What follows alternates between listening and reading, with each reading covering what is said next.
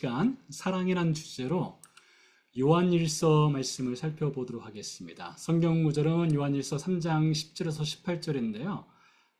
먼저 우리는 요한일서 3장 말씀 전체를 일단 다 들어보도록 하겠습니다. 그리고 이 세 가지를 할 텐데요. 어떻게 의롭다 하심을 얻는가? 의롭다 하심을 얻은 자의 행위, 그리고 의롭다 하심을 얻은 자는 사랑한다. 이 세 가지 주제로 나아가도록 하겠는데요.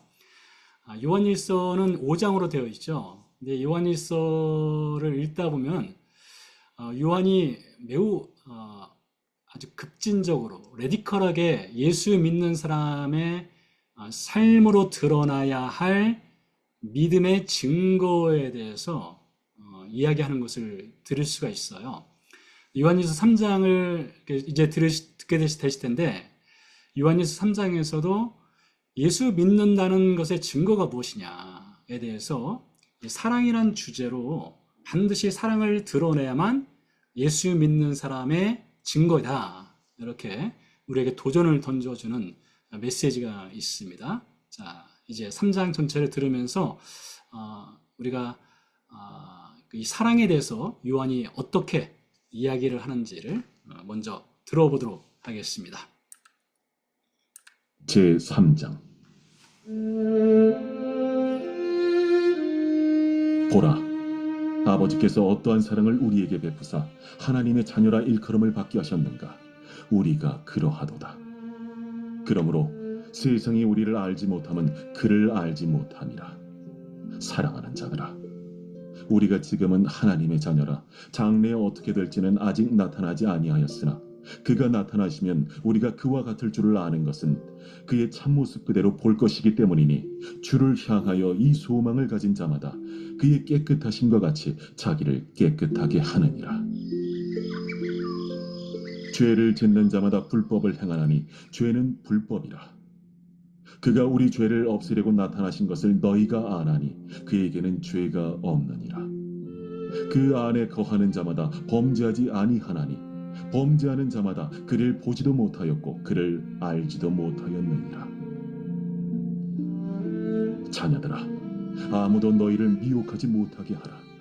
의를 행하는 자는 그의 의로우심과 같이 의롭고 죄를 짓는 자는 마귀에게 속하나니 마귀는 처음부터 범죄함이라. 하나님의 아들이 나타나신 것은 마귀의 일을 멸하려 하심이라. 하나님께로부터 난 자마다 죄를 짓지 아니하나니 이는 하나님의 씨가 그의 속에 거함이요 그도 범죄하지 못하는 것은 하나님께로부터 났음이라. 이러므로 하나님의 자녀들과 마귀의 자녀들이 드러나나니 무릇 의를 행하지 아니하는 자나 또는 그 형제를 사랑하지 아니하는 자는 하나님께 속하지 아니하니라. 우리는 서로 사랑할지니 이는 너희가 처음부터 들은 소식이라. 가인같이 하지 말라. 그는 악한 자에게 속하여 그 아우를 죽였으니 어떤 이유로 죽였느냐? 자기의 행위는 악하고 그의 아우의 행위는 의로움이라. 형제들아, 세상이 너희를 미워하여도 이상히 여기지 말라. 우리는 형제를 사랑함으로 사망에서 옮겨 생명으로 들어간 줄을 알거니와 사랑하지 아니하는 자는 사망에 머물러 있느니라. 그 형제를 미워하는 자마다 살인하는 자니 살인하는 자마다 영생이 그 속에 거하지 아니하는 것을 너희가 아는 바라. 그가 우리를 위하여 목숨을 버리셨으니 우리가 이로써 사랑을 알고 우리도 형제들을 위하여 목숨을 버리는 것이 마땅하니라. 누가 이 세상의 재물을 가지고 형제의 궁핍함을 보고도 도와줄 마음을 닫으면 하나님의 사랑이 어찌 그 속에 거하겠느냐? 자녀들아, 우리가 말과 혀로만 사랑하지 말고 행함과 진실함으로 하자. 이로써 우리가 진리에 속한 줄을 알고 또 우리 마음을 주 앞에서 굳세게 하리니, 이는 우리 마음이 혹 우리를 책망할 일이 있어도 하나님은 우리 마음보다 크시고 모든 것을 아시기 때문이라. 사랑하는 자들아, 만일 우리 마음이 우리를 책망할 것이 없으면 하나님 앞에서 담대함을 얻고 무엇이든지 구하는 바를 그에게서 받나니 이는 우리가 그의 계명을 지키고 그 앞에서 기뻐하시는 것을 행함이라. 그의 계명은 이것이니 곧 그 아들 예수 그리스도의 이름을 믿고 그가 우리에게 주신 계명대로 서로 사랑할 것이니라. 그의 계명을 지키는 자는 주 안에 거하고 주는 그의 안에 거하시나니 우리에게 주신 성령으로 말미암아 그가 우리 안에 거하시는 줄을 우리가 아느니라.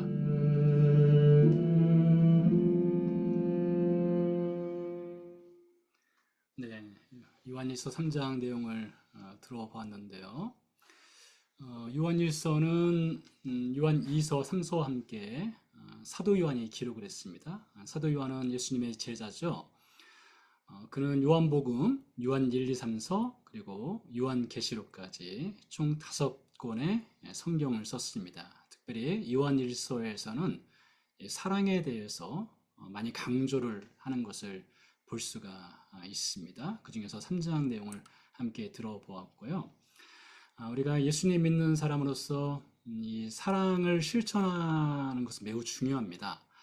자, 그런데 우리가 사랑을 실천하기 전에 먼저 우리가 늘 점검해야 될 것이 우리가 어떻게 이 사랑을 실천할 수 있는 그 근거, 그 파운데이션이 될 수 있는 의롭다 하심을 어떻게 얻었는가를 확인하는 것이 필요합니다. 달리 말하면은 우리가 어떻게 구원을 받은 하나님의 자녀가 되었는가에 대해서 점검할 필요가 있습니다.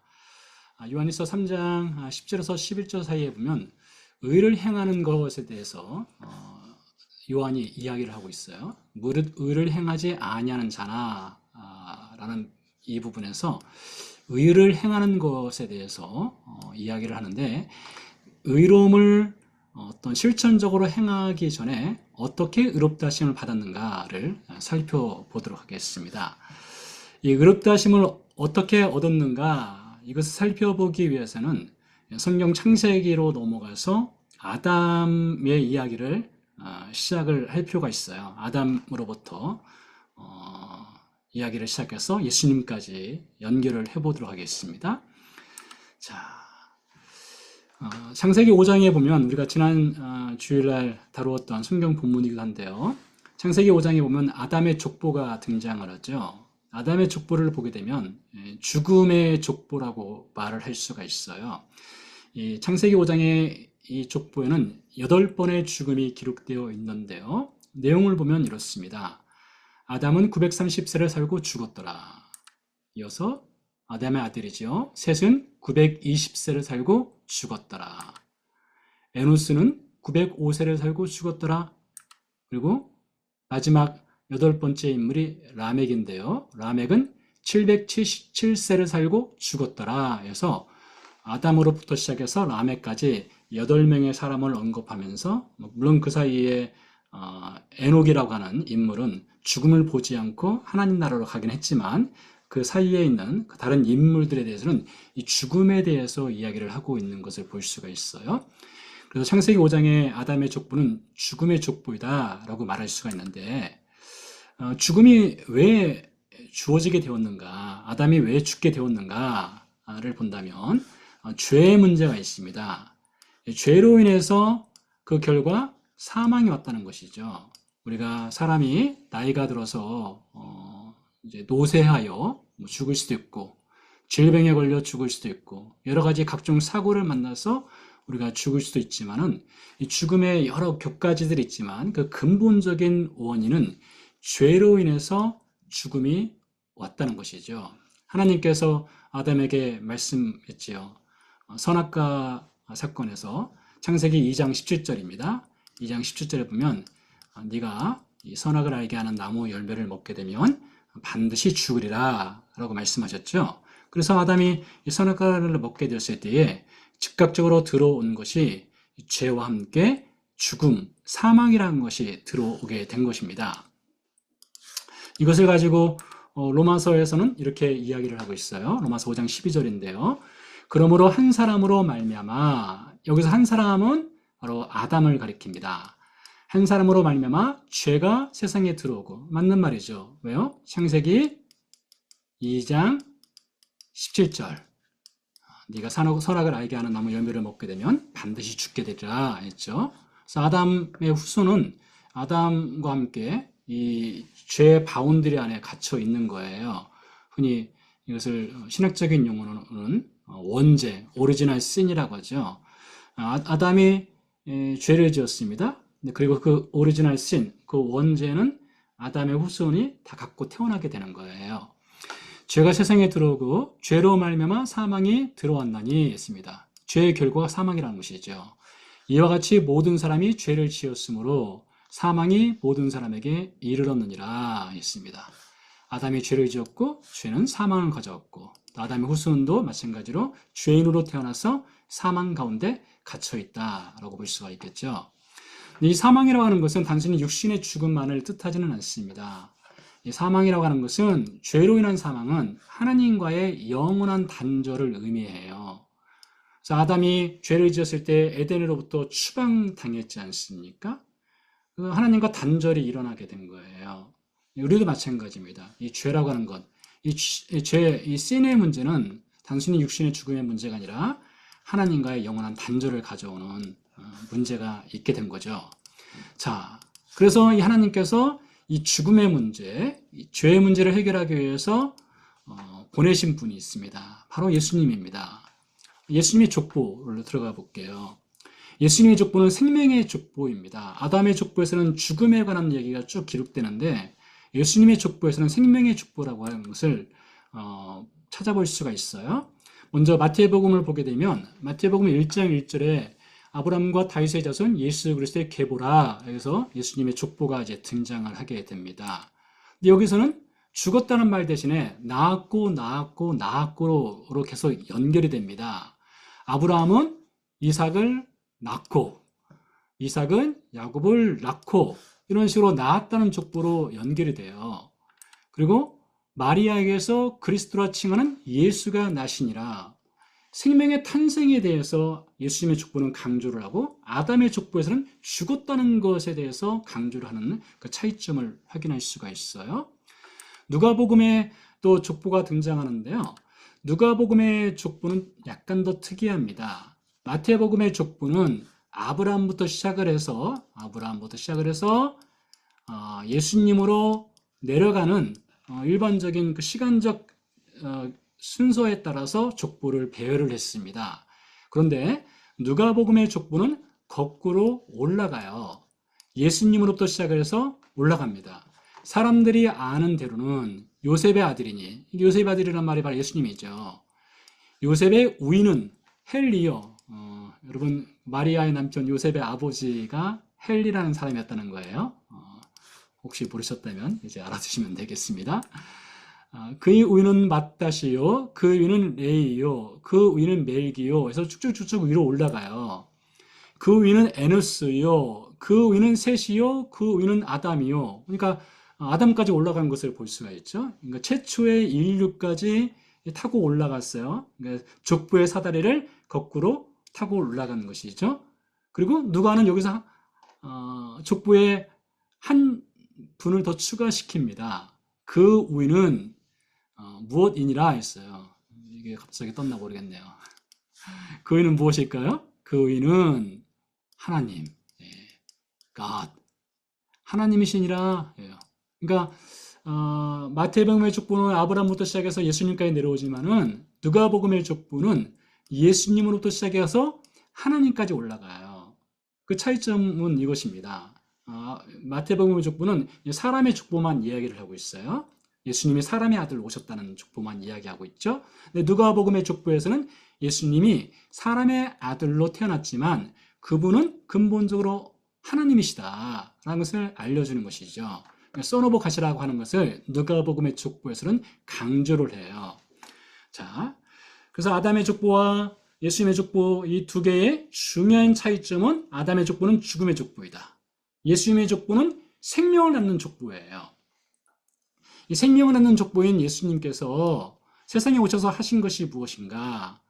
이 사망의 문제, 죄의 문제, 사망의 문제를 해결하시고 하나님과의 영원한 단절했던 우리에게 영원한 연결을 해주는 일을 하신 거예요. 그래서 우리가 예수님을 믿게 되면 하나님의 자녀가 되는 거잖아요. 하나님의 백성이 되잖아요. 하나님과 연결고리가 예수님을 통해서 맺어지게 되는 것이지요. 이 일을 예수님께서 세상에 오셔서 해주신 것입니다. 자, 이 예수님께서 해주신 하나님과의 영원한 연결을 믿는 사람을 가리켜서 신자라고 말하고, 이 믿는 사람을 가리켜서 의로운 사람이라고 말을 해요. 로마서 5장 1절에 보니까 이렇게 기록되어 있습니다. 그러므로 우리가 믿음으로 의롭다 하심을 받았으니 우리 주 예수 그리스도로 말미암아 하나님과 화평을 누린다는 것이 무엇이에요? 하나님과 영원한 죄로 인해서 영원한 단절이 있던 우리가 예수님의 은혜를 통해서 하나님과 연결이 되어서 화목하게 되었다. 사랑의 관계가 되었다. 이것이죠. 근데 그 사랑의 관계를 갖게 되기 위해서는 무엇이 필요한가? 믿음이 필요해요. 믿는 거예요. 자, 그래서 이 믿음이라고 하는 것이 우리를 하나님의 자녀가 되게 하고 의롭게 되게 하는 그러한 중요한 역할을 하는데요. 자, 믿음이라고 하는 것에 대해서 로마서 4장 3절에서 이렇게 이야기하고 있어요. 성경이 무엇을 말하느냐? 아브라함이 하나님을 믿음에 그것이 그에게 무엇으로 여겨진 바 되었느니라 했어요. 매우 중요한 말씀이고 유명한 말씀이기 때문에 아시는 분들 계실 것이라 생각되는데요. 아브라함이 하나님을 믿었어요. 그러자 그것이 그에게는 righteousness로 여겨졌다는 거예요. 하나님이 아브라함이 하나님을 믿으니까 하나님께서 그래 너는 나의 의로운 사람이야 하고 인정을 해 주었다는 것이죠. 자, 로마서 4장 얘기를 좀 더 이어가 보면 이렇게 기록되어 있습니다. 근데 이 의롭다 하심이라고 하는 것은 우리의 어떤 노력이나 수고나 땀 흘림으로 이루어질 수 있는 것이 아니에요. 그래서 로마서 4장 5절에서는 이렇게 말합니다. 이를 아니할지라도, 이게 중요한 포인트예요. 우리가 이를 해서 의롭다 하심을 얻는 것이 아니라 이를 아니할지라도 경건하지 아니한 자를 의롭다 하시는 이를 믿는 자에게는 그의 무엇을 의로 여기시나니 라고 되어 있어요. 어떤 단어가 들어가면 좋을까요? 믿는 자에게는 그의 믿음을. 우리가 일을 해가지고 우리가 수고해서 의롭다 하심을 얻는 것이 아니에요. 하나님이 예수 십자가를 통해서 이루어지신 구원의 사건을 믿으면 그것이 우리에게 의로움이 되는 거예요. 하나님이 밥상을 차려놓은 거예요. 구원의 밥상을요. 구원의 밥상을 차려놓고 먹어라 한 거예요. 우리가 그거 떠먹은 거죠. 우리가 한 것이 아니라 하나님이 의롭다 하심을 인정해 주는 거예요. 한 구절 더 보게 되면 여기 또 이렇게 되어 있어요. 일한 것이 없이, 이것도 중요한 포인트죠. 위에 말하고 똑같아요. 4장 5절 말씀이에요. 일한 것이 하나님께 의로 여기심을 받은 사람의 복에 대하여 다윗이 말한 바. 어떤 것이 복이냐? 하나님이 우리가 일을 하지 않았지만, 수고하지 않았지만, 노력하지 않았지만 하나님이 주신 예수 그리스도의 그 구원의 사건을 믿는 것을 하나님은 복받았다. 내가 참 복받은 인생이구나. 이렇게 말씀을 해주신다는 거예요. 그래서 우리가 아담의 나무는 데스, 이 죽음의 나무예요. 예수님의 나무로 오히려 옮겨졌어요. 예수님을 믿음으로. 이것은 생명의 나무죠. 생명의 나무 혹은 의로움의 나무가 된 거예요. 자, 근데 여기서 예수님께서 우리에게 이 생명의 나무로 옮겨주시고 하나님과 영원한 연결을 시켜주시기 위해서 혹은 우리를 의롭다 하시기 위해서 해주신 것이 있죠. 이것을 로마서 5장 8절 9절 말씀에서 이렇게 말을 하고 있어요. 우리가 아직 죄인 되었을 때에, 자, 여기 중요한 키워드가 이 죄인이란 말도 중요하지만 아직이에요. yet. 우리가 아직이요. 여전히 죄인 가운데 있을 때예요. 그리스도께서 우리를 위하여 죽으심으로 하나님께서 우리에 대한 자기의 사랑을 확증하셨느니라 했어요. 하나님께서 자신이 우리를 사랑한다는 것을 말로만 하신 것이 아니라 실천적으로 보여준 것이 뭐예요? 그리스도께서 우리를 위해서 죽으신 거예요. 그것이 하나님이 실천적으로 우리에게 보여주신 사랑이에요. 사랑은 추상명사죠. love, 추상명사죠. 눈에 보이지 않습니다. 만질 수가 없어요.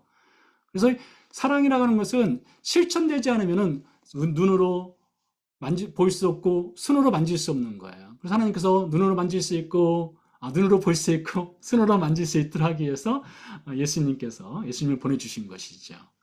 그러면 이제 우리가 그의 피로 말미암아, 즉 예수님의 죽음이죠. 십자가 사건으로 말미암아 의롭다 하심을 받았으니 더욱 그로 말미암아 진노에서 구원을 받을 것이니 라고 되어 있어요.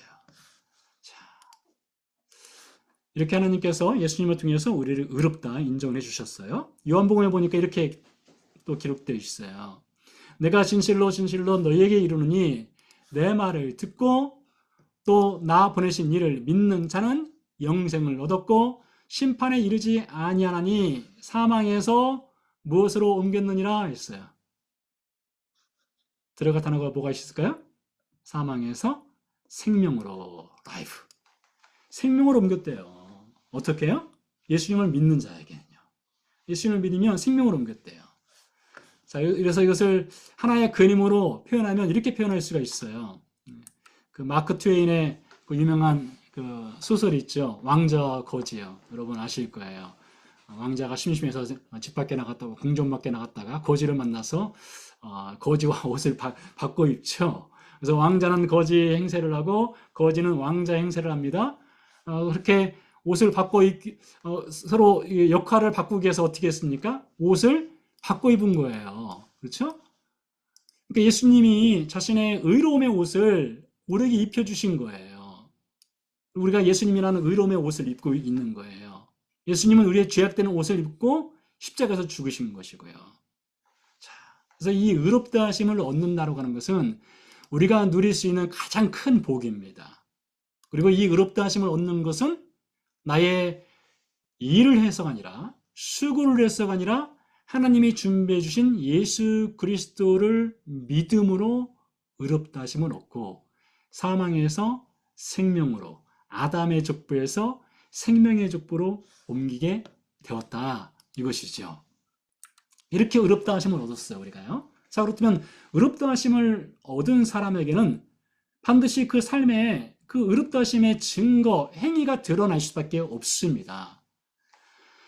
요한일서 3장 12절 말씀에 보니까 이렇게 기록되어 있어요. 가인같이 하지 말라 했어요. 그는 악한 자에게 속하여 그 아우를 죽였으니 어떤 이유로 죽였느냐? 자기의 행위는 악하고 그의 아우의 행위는 의로움이라 했어요. 그러니까 사도 요한이 예수님을 믿는 사람들, 의롭다 하심을 얻은 사람에게는 어떤 증거가 드러나느냐? 가인과 같은 삶을 살지 않는다 이거예요. 가인의 삶이 무엇입니까? 악한 삶이라는 거예요. 자,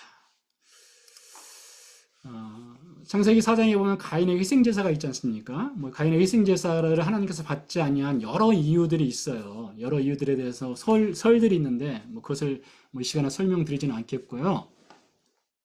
가인의 희생제사를 설명하는 데 있어서 야모스서에서 보면 이런 말씀이 있습니다.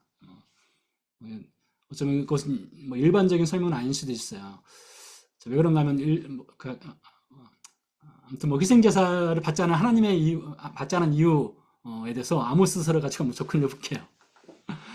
아모스에 보면 아모스 5장 말씀인데 이렇게 기록되어 있어요. 너희가 내게 번제나 소제를 드릴지라도 내가 받지 아니할 것이요 너희의 살찐 일생의 화목제도 내가 돌아보지 아니하리라 했어요. 여러분 가인이 희생제사를 드렸잖아요. 그가 농사꾼이었습니다. 농사일을 하고 그가 밭에서 얻은 곡식을 가지고 희생제사를 드렸어요.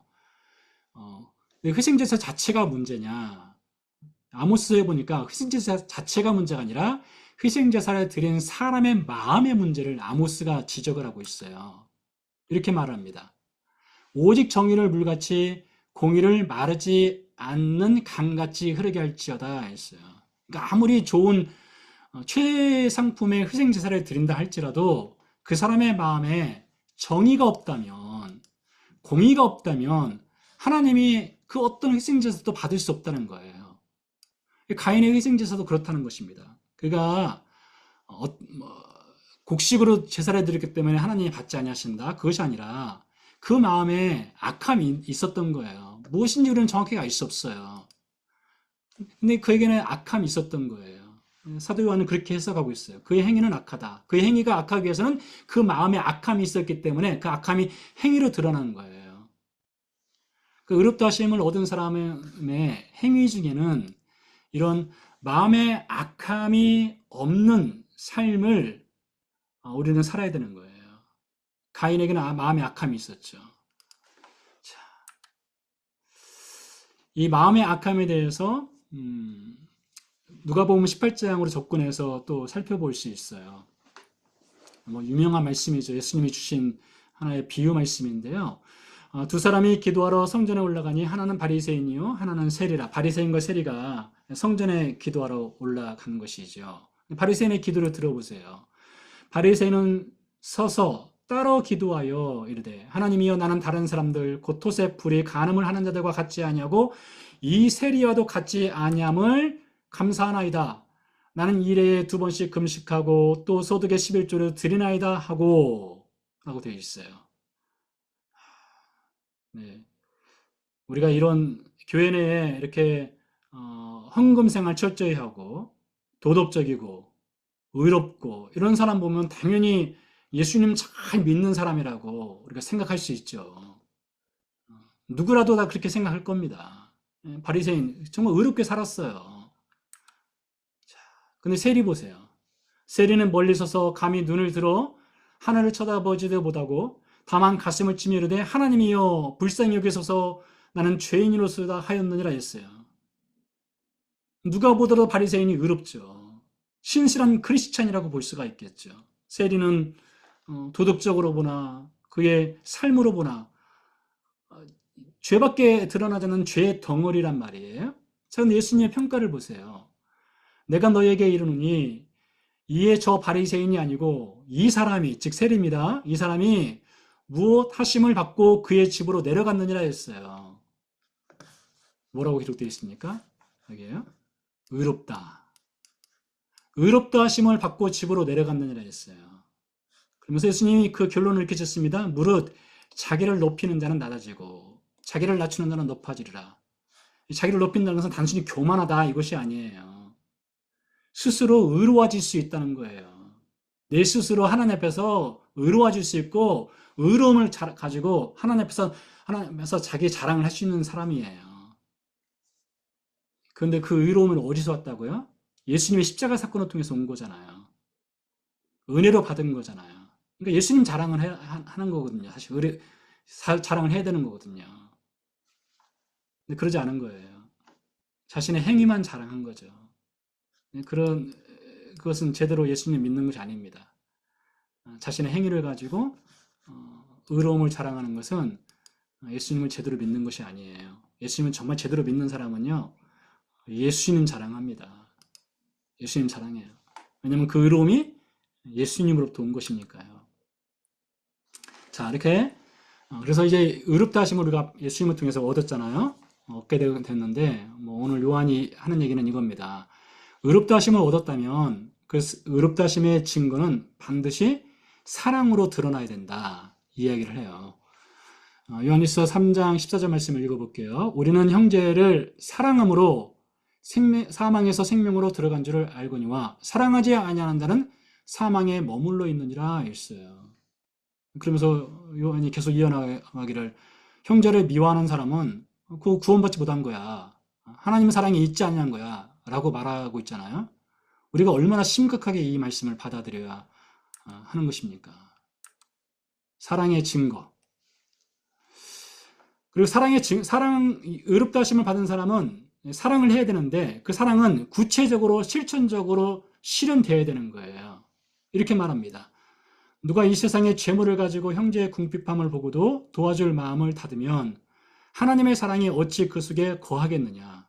얼마나 구체적이에요. 요한이 말하는 사랑의 실천, 사랑의 증거. 하나님도 사랑을 구체적으로 실천하셨잖아요. 그 아들 예수님을 십자가에 못 박는 사랑을 통해서 실천하셨잖아요. 그런 것처럼 우리가 그 사랑을 받은 신자라면 반드시 그 사랑은 증거로 드러나야 한다는 것이죠. 자녀들아, 우리가 말과 혀로만 사랑하지 말고 행함과 진실함으로 하자. 말을 많이 할 필요 없다는 거예요. 혀로 사랑하지 마라. 행함과 진실함으로 사랑을 보여라. 이것이죠. 스티븐 카터라는 분이 있습니다. 에일대 법대 교수이고 소설가로 유명하신 분인데요. 이분이 쓰신 책 중에 예의 범절, 매너, 도덕, 그리고 민주주의의 에티켓이라는 책이 있어요. 이분이 이 책에 한 예화를 소개합니다. 이분이 워싱턴 DC 그 북서쪽에 있는 클리브랜드 파크라는 하는 동네에서 1960년대에 살았어요. 그 동네로 새로 이사를 온 거죠.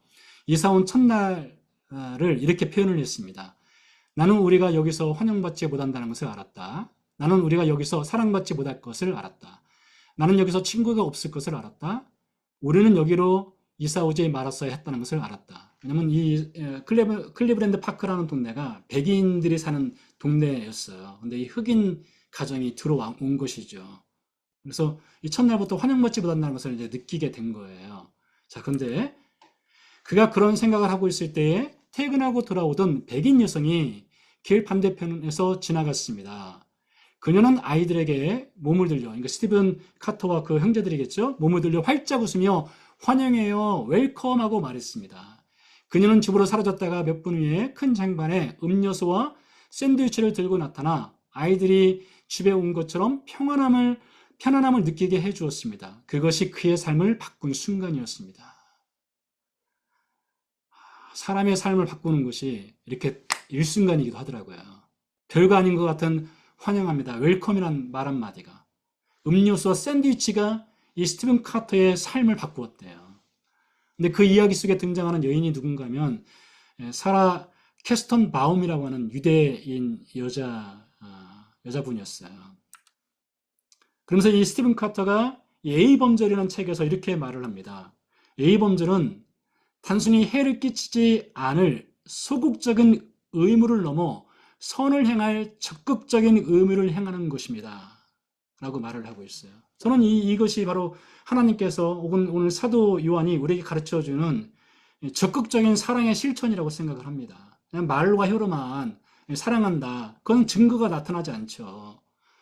분명히 구체적으로 실천적으로 사랑을 해야만 증거가 나타나는 것이라는 것이죠. 한 사람의 인생이 이 말 한마디에 의해서 완전히 바뀔 수 있단 말이죠. 그럼 여러분, 이 교회를 보세요. 우리 교회 안에서도 환영해요, 이 한마디가 누구에게는 엄청난 큰 사랑으로 다가올 수 있는 것 아니겠어요? 물 한 잔 떠주는 것이, 칭찬 한마디가 그 사람의 삶에 얼마나 큰 영향력을 끼치는지 우리는 알 수 없지만 그 본인에게는 그런 일들이 벌어질 수 있다는 것이죠. 에리 포롬이라고 하는 분이 쓴 사랑의 기술, 유명한 책이죠. 여기 보면 적극적 사랑에 대해서 이렇게 말하고 있어요. 적극적 사랑. 저는 이것이 성경적 사랑이라고 생각하는데요.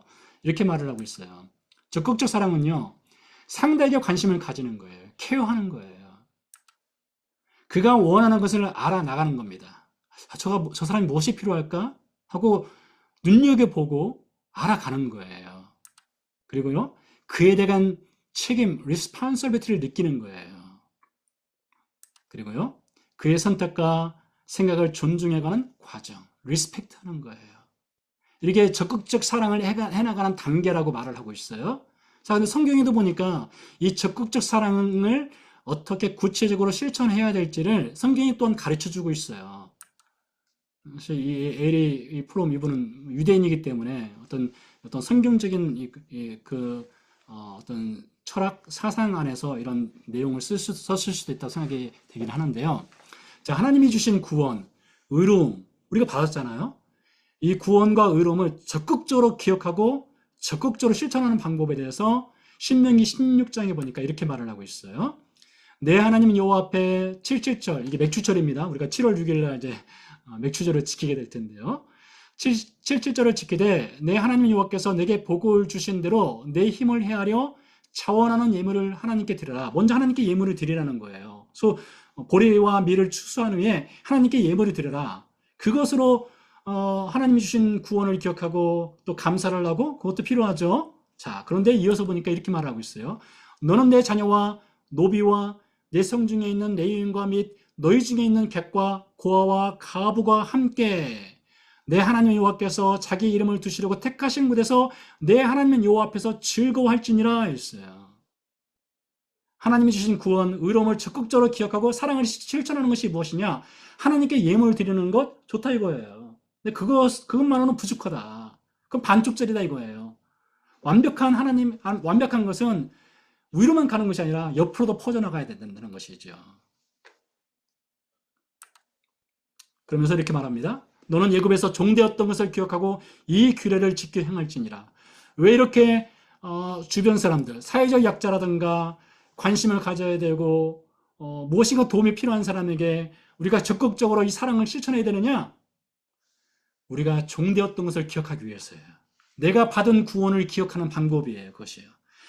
하나님께서 우리에게 예수 그리스도를 통해서 베푸신 그 사랑의 그 위대함을 기억하는 방법이 무엇이냐? 내가 사랑을 실천함으로써 그 구원에 대한 기억이 더 뚜렷해지고 더 선명해진다는 거예요. 그러니 여러분, 우리가 받은 구원, 우리가 받은 의로움을 선명하고 분명하고 명확하게 기억하기 위해서는 사랑이 구체적으로 실천적으로 드러나야 되는 겁니다. 그래서 요한이 말하는 거예요. 말과 혀로만 사랑하지 마라. 행함과 진실함으로 사랑해라. 질문은 이것입니다.